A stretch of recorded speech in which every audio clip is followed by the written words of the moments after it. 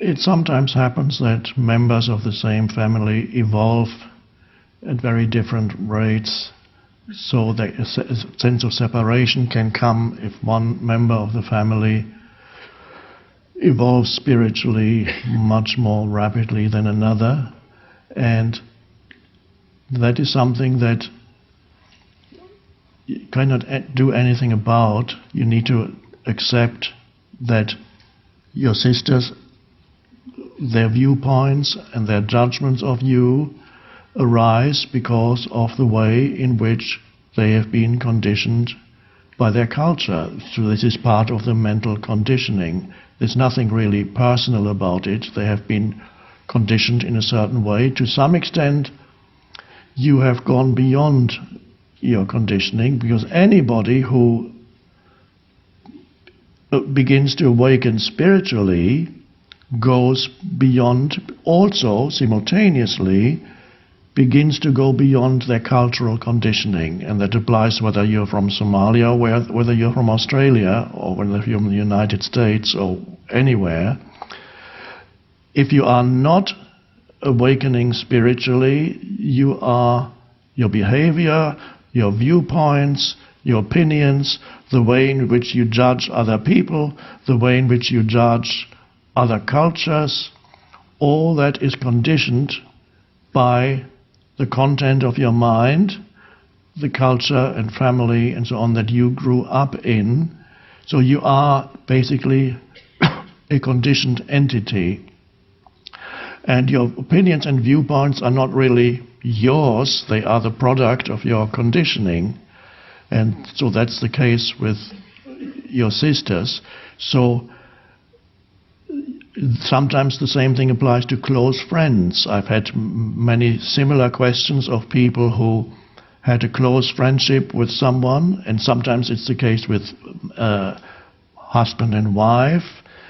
Often I've had in many cases, one of them, either she or he, began to evolve and awaken spiritually, and a gap suddenly arose between the one that was still totally conditioned and the one that was beginning to awaken spiritually. In some cases they can still live together. It depends on the nature and degree of the person who is not yet awakening spiritually. It depends that the ways in which this non-awakened state manifests differs from person to person. Some you can live with, you can awaken, and you know your partner is not, and you can totally surrender to that fact that your partner is not awakening yet. In other cases, it will create a hostility, a growing hostility in your partner. The ego objects to the other becoming so different and changing. They don't understand you anymore, and then a separation happens. With husband and wife, then it sometimes happens that they do that different ways. In the case of a family member, there's a link that remains, so you cannot just say we go our different ways. There's always a certain bond between you and your family members. But the first thing is, you ask me what I would do. What I would do is, first of all, understand why, and this is what I've just been talking about. If you understand, then already it is a helpful thing. If you don't understand why is this happening, but if you understand that these people act out of your sisters act out of their conditioning, you have begun, already are in the process of transcending your conditioning. Whether or not they will also awaken or begin to awaken spiritually, we don't know. So in the meantime, all you can do, or all I could, if I were you, all I could do was continue to recognize the limitation in them. It is, they are conditioned in their responses. Recognize that that is what happened, not to blame them for it, not to feel guilty because you make them angry, because you don't. It's their conditioning that makes them angry. So you don't feel guilty because you are different from them. I wouldn't. I'm talking now, but I would not feel guilty. I would simply recognize compassionately what it is that makes them say and do the things they say and do towards you. And you cannot even explain to them. It would be futile to say to them, I know why you're saying that to me because you're totally conditioned. What? They wouldn't know what you're talking about because they know nothing outside of their conditioning. So compassion arises, compassion and acceptance of a person's limitations. You can still hold them in your heart and realize there is an essence in them that is lovable, and you can continue to be connected to that essence of who they are. If they refuse to talk to you, then you have to accept and surrender that. You can hold them in your meditation. You can even sometimes look at their photo, look beyond the surface appearance of who they are, and the photo can be a little help to establish the inner connection. Then you don't need the photo anymore. To establish the inner connection, feel the inner connection with their innermost selves, and even if they don't talk to you, that can still be there. And then you send, in the conventional New Age language, you send loving energy to them. There's some truth in that. So there's a loving connection, even though you don't talk.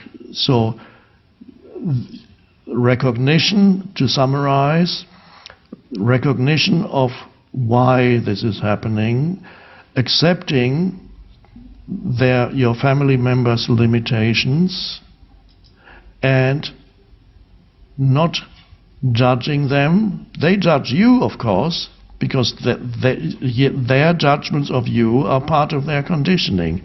But you don't need to judge them. You simply see that this is a limitation of their state of consciousness at this present time. They will awaken too, in time, eventually, this lifetime or the next. So then you can begin to feel peaceful about it, so that it does not become a source of suffering, continuous source of suffering at the back of your mind.